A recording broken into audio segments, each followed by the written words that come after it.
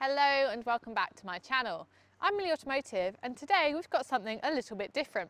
This is the Renault Clio Esprit Alpine Edition. So it used to be the RS was the highest spec and now we have Esprit Alpine, which is basically referring back to the Alpine Formula One team, which I think is really nice. And we'll go and have a look around the specs and what it comes with.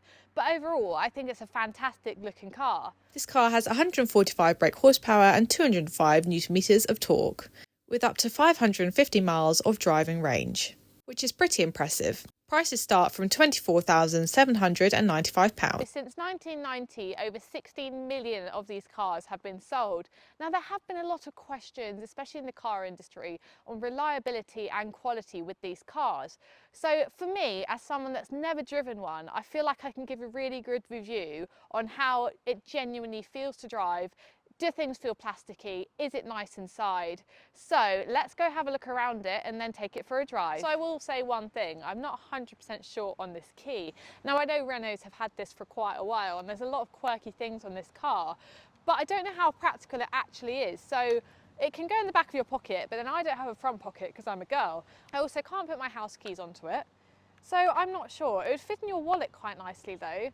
But what do you guys think? Let me know in the comments. Does this need to be a normal key now? So, on to how the car visually looks. We have the new Renault badge, which I think is really smart. Overall, it looks really smart. We've got these lovely lights, which have a really nice light signature. And I just think it looks really good for what it is. I mean, for the price of this car, you get a lot with it. Okay, onto the rear of the car, we've got the 3D lights, which I think are really nice. We've got the reversing camera, which is literally put inside the logo, which is quite funny. But it did take me a while to understand how I can open the boot with the button, because it's not here, but it's actually underneath here, which isn't terrible, but I don't know. So with the petrol version, you actually get a boot almost the same size as a normal size Golf. Now, with the hybrid, because of the batteries, you actually lose quite a lot of boot space. And I don't think it's a terrible size. It's about 305 litres. I can still fit loads in, but I will say the boot lip is extremely high. As you can see, my hand literally disappears. Now, putting the dog in this car, obviously you'd have to put a towel or something over. I don't think you could get like an elderly dog or anything in there. I don't think it's practical in that sense. But it's okay, what do you expect? Are you buying this car for the size of the boot? I don't think so. So we also have these 17-inch alloys, which I think are really nice. One thing I don't like, which took me a while, and my niece, I did a little test with her. I said, she's 5, and I said, open the door. And she couldn't work out how for a while, but she finally did, and it's up here. Now, I know in the previous generation they had this as well. A lot of cars are ditching this now. It looks nice, it looks very streamlined, but my niece couldn't open the door. So how practical is it really? Let me know in the comments, what do you guys think? Okay, so into the interior, and we're in the rear now, but I'm not sure. Okay, so I'm 5'8.5", 5'9", and my driving position is how it would be, and I have absolutely no space here. I have quite a lot of headroom, but it's quite squashed, as you would imagine it would be. So I think you could fit 2 small adults in the back and definitely 2 children. So we don't even have a centre console as well, which is a bit sad. But like I said, we have 2 Isofix.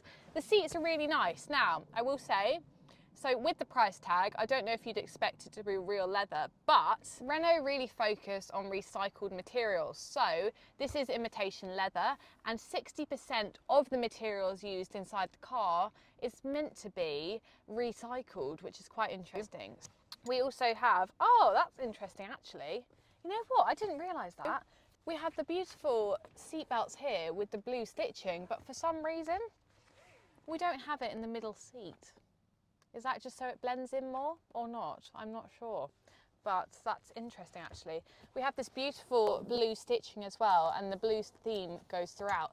And this whole car just feels really calming to me. Like when I'm driving along, I just feel calm. I don't feel like I need to get anywhere fast. Now it's not fast, but you can stick it in sports mode, and we will later. And it's quite good fun down country roads. So let's go and have a look at the infotainment screen.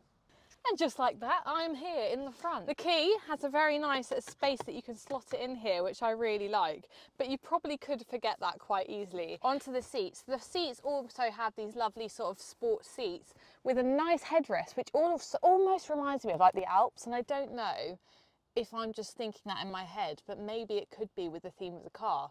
So we have the little French flag as well on here, which is really nice, and A for Alpine. Genuinely, I think these seats look really nice. Now, I will say, they are comfortable, but they could be more comfortable is all I will say. We also have this lovely headlining on the roof, which is really nice. A little bit different. It's nice not just to have something boring. At least this car is different. You know what it has? It has personality, which is what I really like. So this sort of theme of the material runs throughout, and then we have the French flag there as well. So come round this way and let's have a look at the steering wheel. So this is a really nice cockpit. Okay, we've got the lovely steering wheel here, and we've got the stitching here of the French flag, which I think is a really nice touch. We've got the new logo, but I think it would have been nice. They missed a trick here of putting an Alpine or the Esprit badge here, because we've got it here on the door card and also here on the map. Now, something that does annoy me is we have buttons on the steering wheel, which work really well, but we have a space here and here for the volume and also the skip button, but we have it here instead. Now, apparently it's a Renault thing, and that's absolutely fine, but I just don't find it very practical for daily use. Onto the dashboard, we have this lovely digital dash, which works really well.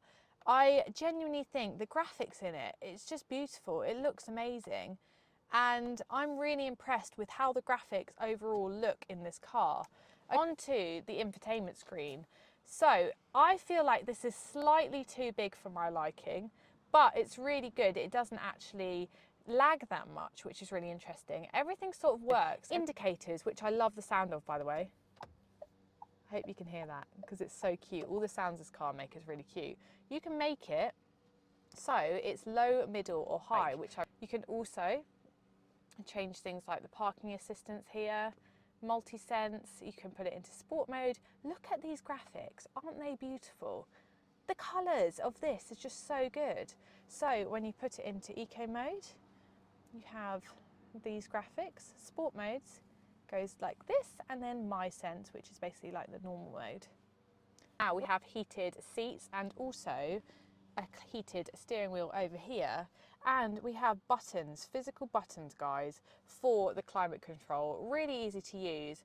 I will say it's a bit weird that we don't have USB-C chargers here. We actually just have two normal USB chargers and an aux cord, which may be slightly outdated. So onto the gearbox, we have drive and also B, so we get the regen braking, and it works really well if it doesn't make you feel sick.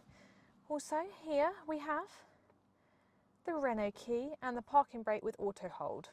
I don't think this is very good quality at all. Everything else in here screams quality, but this just doesn't scream it for me.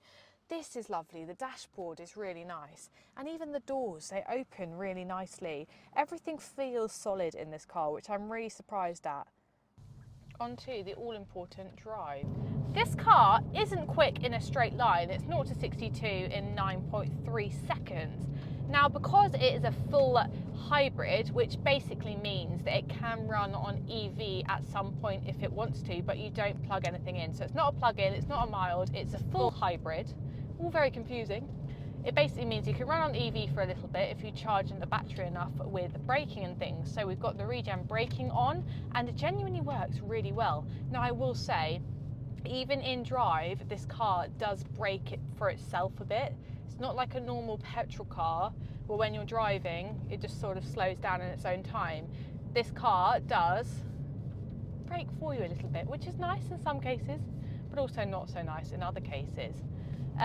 It's really nice to drive round sort of country roads and little bends and things. It handles beautifully, and I genuinely did not expect it to handle so well for not a very expensive car. I have actually been trying, and I really have. I've been driving it in sport all of today, and I have been putting my foot down where I can, and I've tried to get the worst miles per gallon I can in this thing, and the worst I've managed to get is 56.6.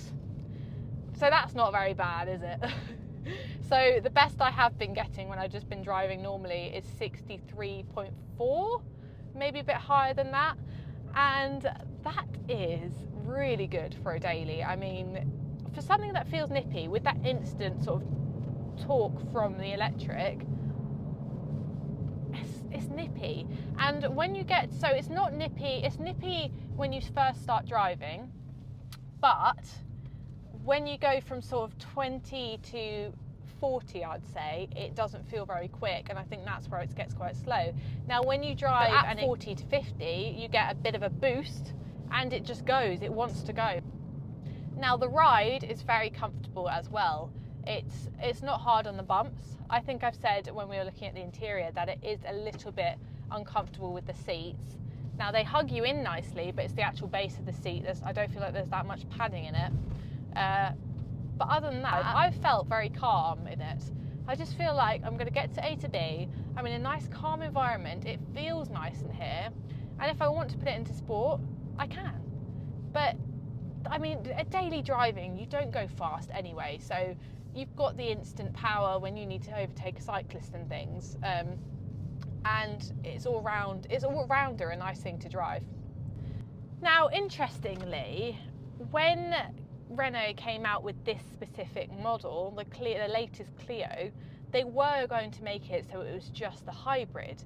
But following some digging into other manufacturers and people axing sort of fan favourites, they realised they needed to fill the gap in the market for a manual. So they also did a 1 litre petrol manual, which is nice because things like this, I know maybe not top of the range, interestingly a lot of people buy these second hand, and obviously you'd think a lot of these would be first cars. Now obviously they're expensive new and you might not get the highest spec, but I think it's really nice and important that we have the 1 litre petrol for people that are just starting out, because obviously the 1.6 hybrid, I can't imagine it doing very well on insurance. But for someone like me who's been driving for, I don't want to say close to 10 years, but it is close to 10 years now, it would be a nice runaround, and it's got enough power that you don't feel like you want to get out because it's so slow. So final verdicts on the Renault Clio Esprit Alpine Edition. I actually like it a lot more than I thought I would. I'm so surprised, even by things like the dash, the quality and the reversing camera. Everything just seems to work, which is really interesting. And things like the door feels heavy, it feels solid. This feels like a solid car. Now I will say, personally, I wish the car had a little bit more power. It handles beautifully, it drives really nicely, and all importantly, I think the type of person getting this car is focused on miles per gallon and wants something a little bit more stylish. And I think this wins in every case, because 65 miles per gallon with something that looks so amazing on the inside and out, it's a no-brainer really. And I also feel like in terms of price, it's still pretty low. Now, I'm not saying it's not expensive, because new cars are expensive, but I still think it's good value for money with everything included with what you get for this car. So if you like this video, make sure you like, comment and subscribe, and I'll see you in the next one. Bye.